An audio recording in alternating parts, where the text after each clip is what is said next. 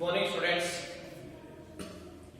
हमने विलोपन अभिक्रियाएं स्टार्ट की और विलोपन अभिक्रियाओं में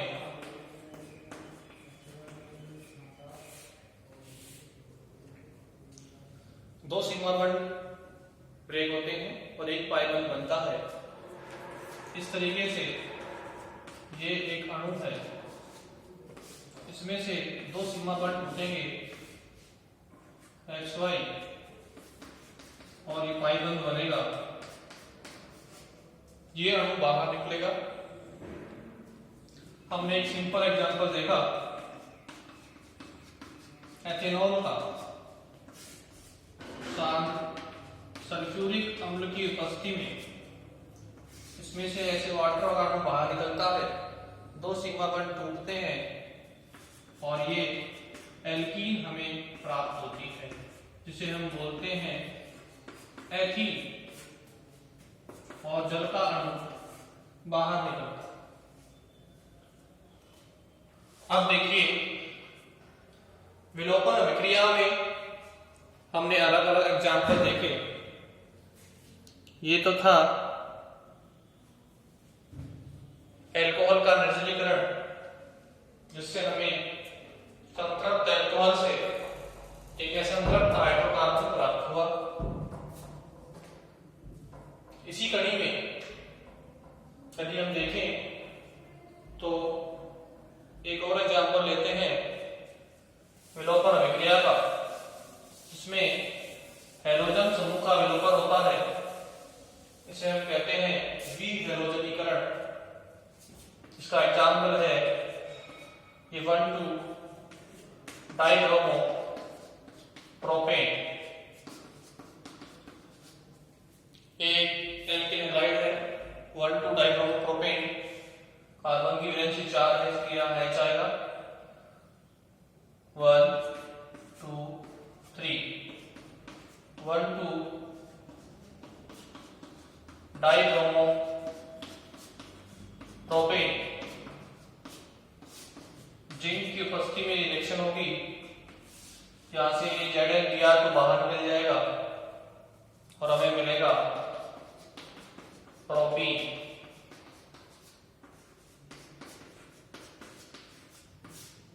प्लस ZnBr2 का रिमूवल हो जाएगा।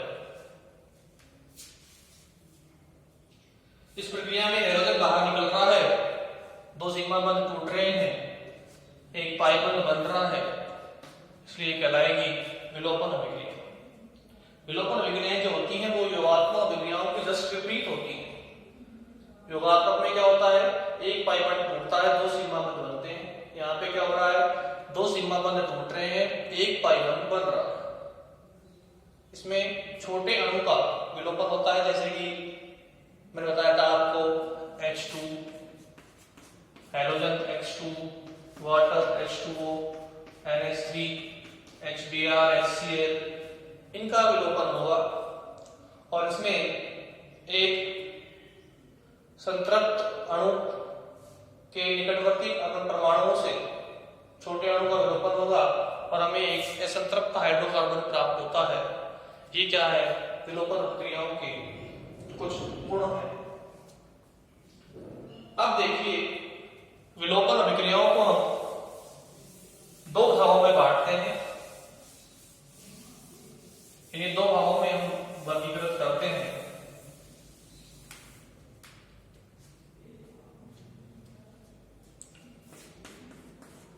विलोपन अभिक्रियाएं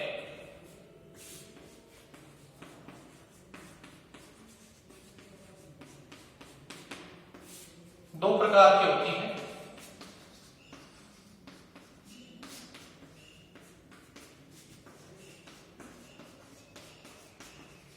ठीक है, एक तो होती है E1 अभिक्रिया, जिसे हम बोलते हैं एक अणु विलोपन। क्या बोलेंगे इसे, एक अणु विलोपन, यानी यूनिमोलिकुलर एलिमिनेशन रिएक्शन। इंग्लिश में यूनिमोलिकुलर एलिमिनेशन एक अणु विलोपन अभिक्रिया। दूसरी होती है E2 अभिक्रिया, जिसे हम बोलेंगे बायोमोलिकुलर एलिमिनेशन रिएक्शन या द्विअणु विलोपन अभिक्रिया।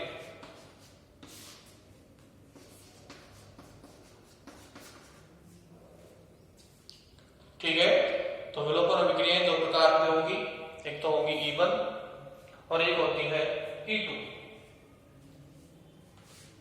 ठीक है, सबसे पहले हम देखेंगे E1 अभिक्रिया।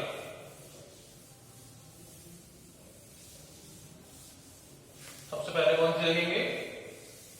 E1 अभिक्रिया।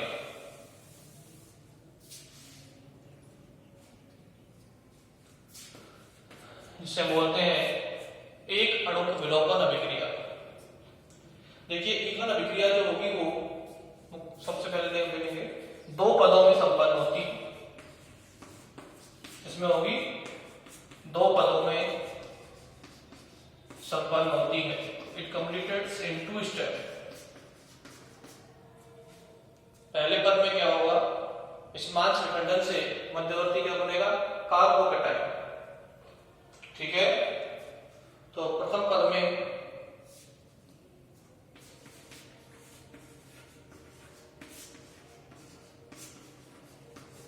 मध्यवर्ती कार्बोकैटायन बनता है।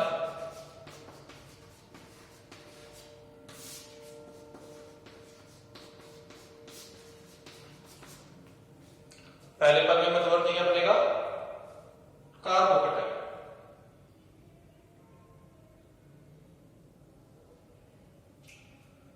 दूसरे पद में क्या होगा? द्वितीय पद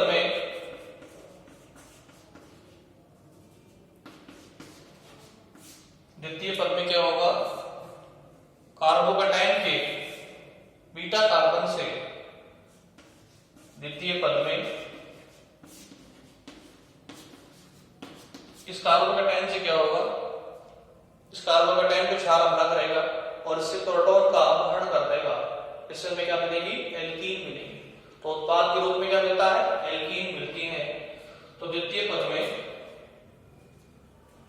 कार्बोकैटायन के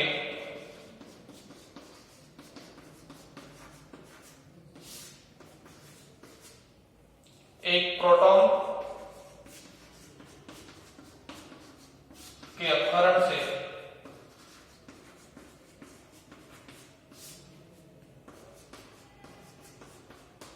एल्कीन प्राप्त होती है।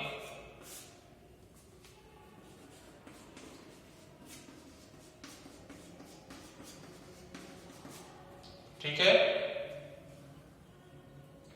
और देखिए E1 अभिक्रिया के जो वेग निर्धारक पद में केवल अभिकारक का एक अणु भाग लेता है, इसलिए इसे कोटि क्या होती है? 1, और ये कहलाती है एक अणु विलोपन अभिक्रिया या E1 अभिक्रिया। तो लास्ट में पॉइंट लिखें कि वेग निर्धारक पद में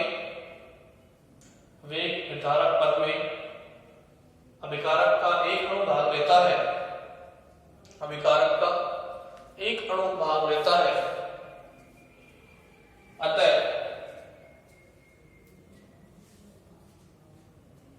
यह E1 अभिक्रिया कहलाती है। अतः यह E1 अभिक्रिया कहलाता है। इसे नोट कीजिए।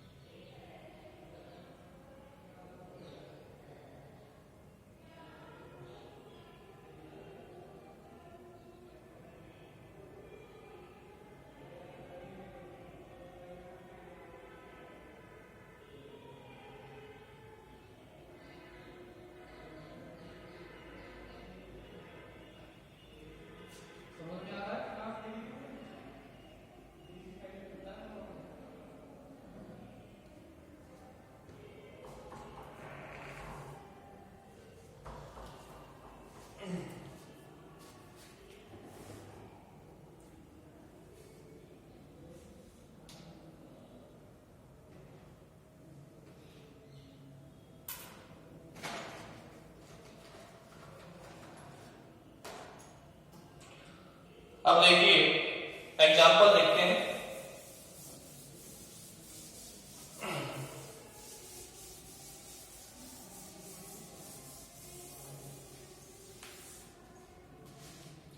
एग्जाम्पल देखो, ये है तृतीयक ब्यूटिल ब्रोमाइड। ठीक है, क्या नाम है? तृतीयक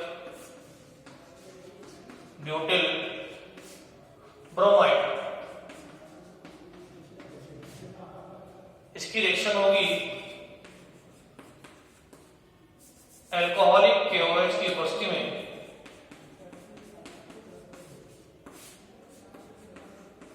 ठीक है।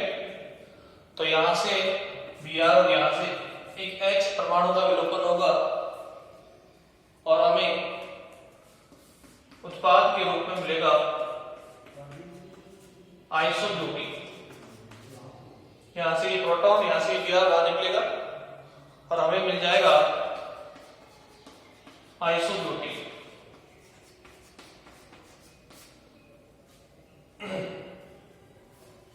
ठीक है।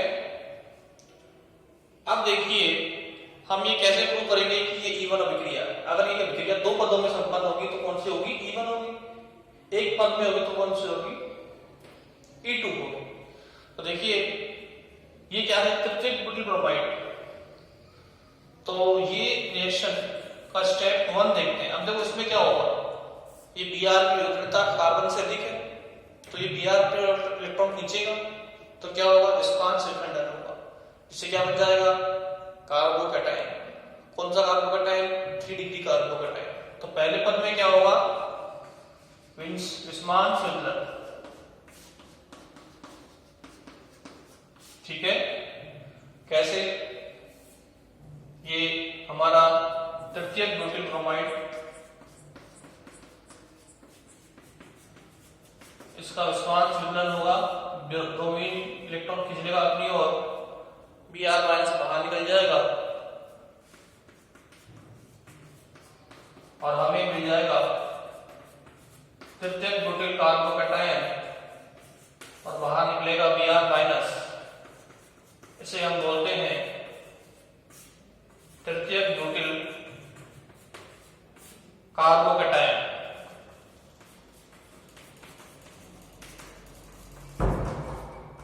क्या बोलेंगे? तृतीयक ब्यूटिल कार्बोकैटायन। यानी कि पहले पद में क्या होता है? विस्मांश विदलन होता है इस अणु का और हमें क्या मिलेगा? मध्यवर्ती तृतीयक ब्यूटिल कार्बोकैटायन। अब देखिए अगले पद में क्या होगा? अगले पद में हमारा क्षार इस कार्बोकैटायन के, ये अल्फा कार्बन और ये बीटा कार्बन, बीटा प्रोटॉन का अपहरण कर लेगा और क्या बना देगा? एल्कीन बना देगा। एल आप से नोट कीजिए। इसके बाद सेकंड स्टेप देखेंगे।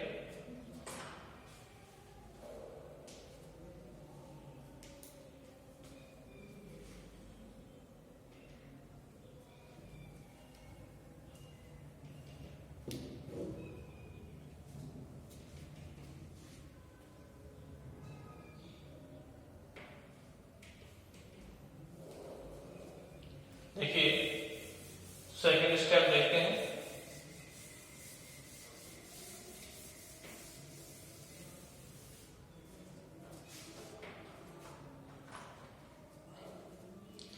स्टेप सेकंड देखिए अब क्या होगा? जो हमने अल्कोहलिक KOH लिया है, KOH में से Kp प्लस और OH पे माइनस, तो OH माइनस क्या होता है? क्षार होता है। तो अब क्या करेगा? ये OH माइनस अटैक करेगा हमारे तृतीयक ब्यूटिल कार्बोकैटायन पर। तो ये अटैक कर देगा। ये हमने इसको ऐसे लिखा, तृतीयक ब्यूटिल कार्बोकैटायन को CH3 को ऐसे लिख दिया, कोई दिक्कत थोड़ी है। ठीक है, लिख सकते हैं हम आसानी से। ये क्या हमारा तृतीयक ब्यूटिल कार्बोकैटायन जो यहां बना था पहले स्टेप में। अब ये बेस क्या करेगा? यहाँ से प्रोटॉन बाहर निकालेगा और ये इलेक्ट्रॉन कहां जाएंगे? इस ओर आएंगे, क्योंकि कार्बन पे इलेक्ट्रॉनों की कमी है। क्या आ रहा है? धनावेश। तो इस इलेक्ट्रॉनों की आवश्यकता है तो जैसे ही बेस प्रोटॉन लेगा इलेक्ट्रॉन आ जाएंगे इस कार्बन कार्बन के मध्य में आ जाएंगे। इससे क्या बन जाएगा, देखो यहाँ डबल बॉन्ड आ जाएगा, हमें मिल जाएगा आइसोब्यूटीन, मिल गया। ये क्या है, आइसोब्यूटीन, और बाहर निकल जाएगा वाटर। अब वापिस के वाटर यहाँ से Br माइनस से Br माइनस यहाँ वाटर से वो H प्लस ले लेगा, HBr बाहर निकल जाएगा और ये OH माइनस वापिस K प्लस से जुड़ के KOH बना देगा। तो इस तरीके से दो पद में रिएक्शन संपन्न हुई। पहला पद होता है मंद गति का, धीमा पद, और द्वितीय पद होता है तीव्र पद। तो आपने रासायनिक बलगति में पढ़ा है, यदि कोई क्रिया एक से अधिक पदों में संपन्न हो रही है तो जो पद धीमा होता है वही क्या होता है, वेग निर्धारक पद होता है। उसमें विकारक के केवल एक अणु भाग ले रहा है, इसलिए कोटि क्या होगी, इसकी एक होगी और ये कहलाएगी E1 अभिक्रिया। ठीक है, तो आप लिख देंगे कि स्टेप 1 धीमी गति का पद है और क्या होता है, वेग निर्धारक पद होता है। इसमें विकारक का एक अणु भाग ले रहा है, इसलिए यह विक्रिया एक अणु या E1 अभिक्रिया कहलाती है।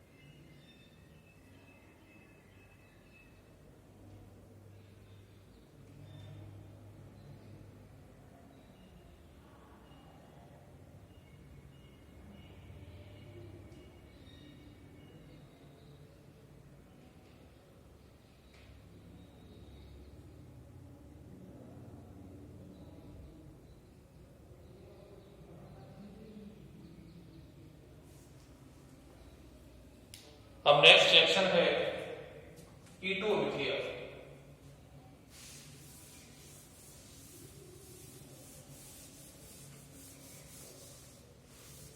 कौन सी रिएक्शन है, E2 अभिक्रिया।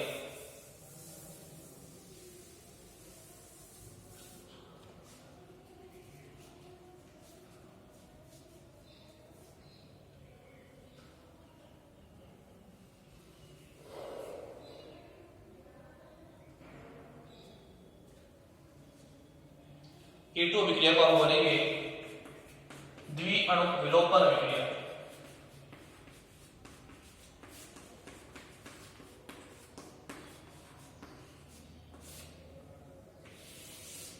कौन सी अभिक्रिया है, द्विअणु विलोपन अभिक्रिया।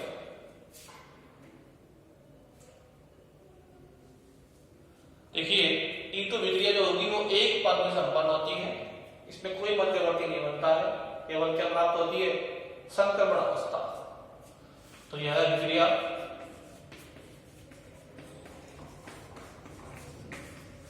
एक पद में संपन्न होती है।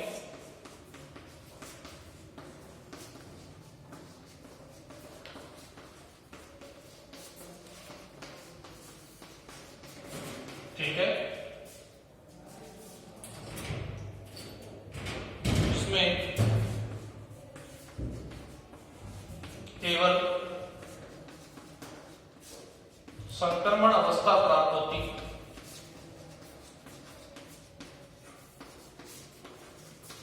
ठीक है,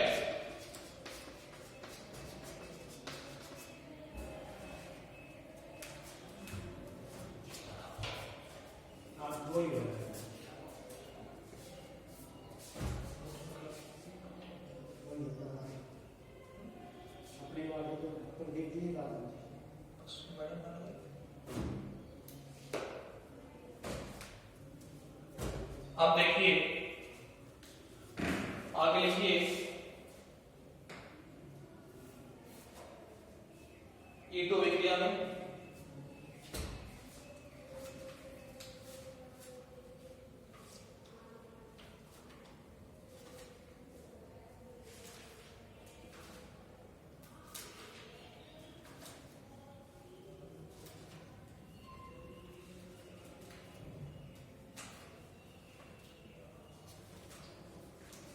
इस अभिक्रिया के वेग निर्धारक पद में, इस अभिक्रिया के वेग निर्धारक पद में अभिकारक के दो अणु भाग लेते हैं, इसलिए यह अभिक्रिया द्विअणु विलोपन अभिक्रिया कहलाती है।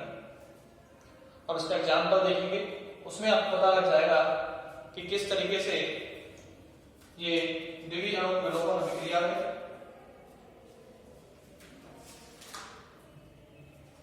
ठीक है,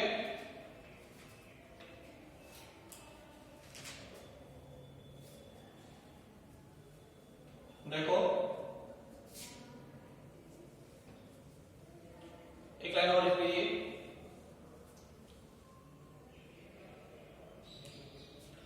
ये हमने एक एग्जांपल लिया CH3 CH2Br अल्कोहलिक KOH। अब यहां से H और यहां से Br क्या बन जाएगा, ये एल्कीन बन जाएगा और ये HBr बाहर निकल जाएगा। इस रिएक्शन की हम क्या देखते हैं, अब क्रियाविधि देखते हैं। इसमें क्या होता है, हमारा नाभिक स्नेही एल्किल हैलाइड पर पीछे से प्रहार करता है। ठीक है, यानी कि इसमें बंध का बनना और बंध का टूटना एक साथ होता है और हमें एल्कीन प्राप्त होती है। ठीक है, तो आप एक स्टेटमेंट लिखिए, इसकी क्रियाविधि में नाभिक स्नेही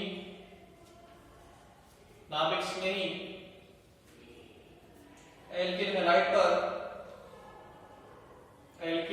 पर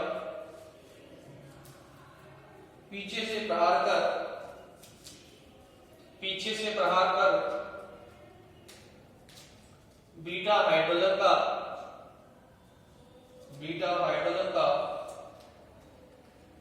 अपहरण कर लेता है। ठीक है, इसकी क्रिया देखते हैं कैसे करता है बीटा हाइड्रोजन का अपहरण। देखिए,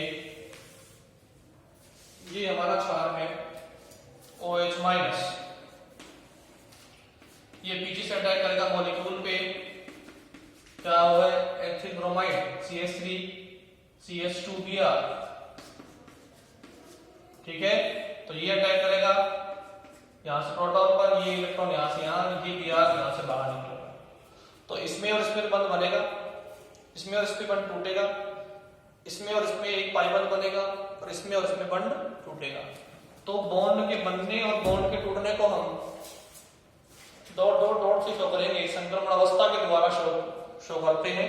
तो देखिए, ये OH बंध बनाएगा इस H से, बना रहा है, इस H में और C में बंध टूटेगा, तो इस H में और C में बंध टूटेगा और यहाँ सिंगल बॉन्ड टाइम, यहाँ पे क्या बनने वाला है, पाई बॉन्ड बनने वाला है। ये CH2 से ये Br का बंध टूटने वाला है। तो ये क्या होगी, हमारी संक्रमण अवस्था, ट्रांजिशन स्टेट। ठीक है, और ये बहुत ही शॉर्ट टाइम के लिए होती है, दिखती नहीं है डायरेक्टली। ये वाला बंध का टूटना और बंध का बढ़ना एक साथ होता है और उत्पाद क्या मिल जाएगा, देखो यहाँ से H2 बाहर, यहाँ डबल बॉन्ड और ये Br माइनस बाहर, तो हमें मिल जाएगा CH2 double bond CH2, H2O बाहर और Br माइनस बाहर। ये Br माइनस वाटर से H ले लेगा, HBr बना देगा और ये OH माइनस वापस K प्लस से जुड़ के KOH बना देगा। तो देखिए, पीछे से प्रहार हो रहा है क्षार का, और ये क्या है हमारा अल्फा कार्बन और ये बीटा कार्बन। इससे क्या हो रहा है, बीटा प्रोटॉन का अपहरण हो रहा है।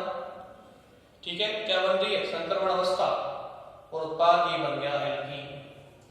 तो ऐसे ये हेतु अभिक्रिया संपन्न होती है एक पद में संक्रमण अवस्था के द्वारा। इसमें कोई मध्यवर्ती नहीं बनता है और हमारा क्षार पीछे से प्रहार करता है। इसे आप नोट कीजिए।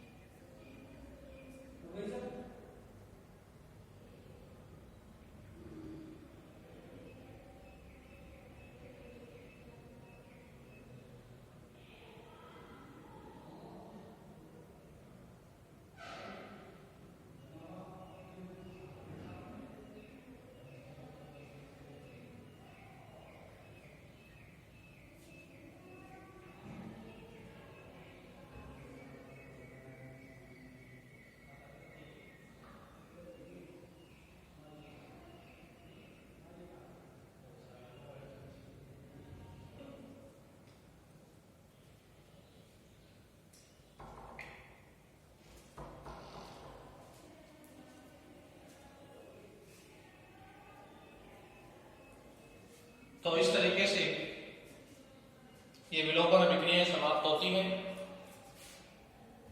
ये तीसरा प्रकार था कार्बनिक अभिक्रियाओं के प्रकार का।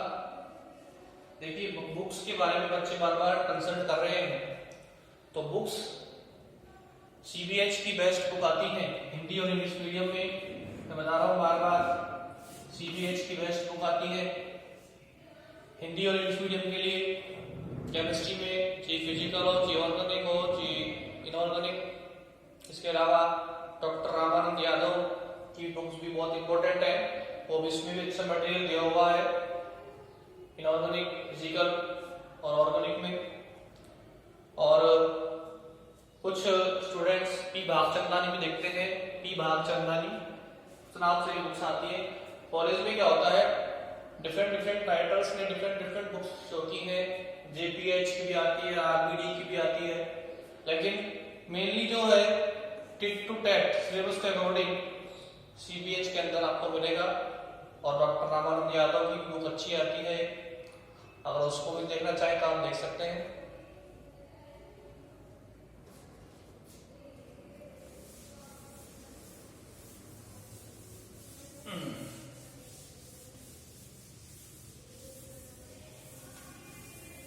अब देखिए